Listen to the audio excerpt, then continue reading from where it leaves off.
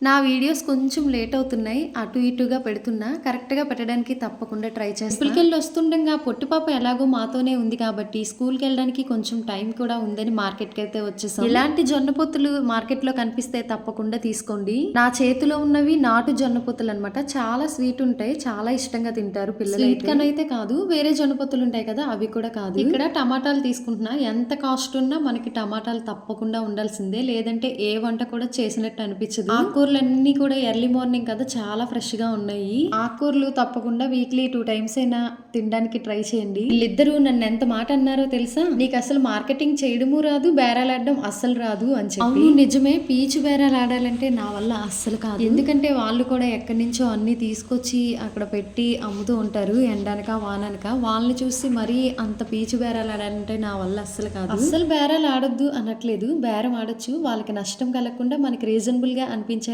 ఆడి తీసుకోవచ్చు. ఈ రోజు ఫుడ్ ప్రిపేర్ చేయడానికి వెజిటబుల్స్ ఉన్నా మా పొట్టి పాప మాతో ఉందని చెప్పి మార్కెట్ కి తీసుకొని రెగ్యులర్ గా కాకపోయినా మంత్లీకి ఒకసారి అయినా మన నిత్య అవసరాల సరుకుల కోసం పిల్లల్ని తప్పకుండా తీసుకొని వెళ్ళాలి. ఇది నా ఒపీనియన్ మాత్రమే, తప్పకుండా చాలా నేర్చుకుంటారు.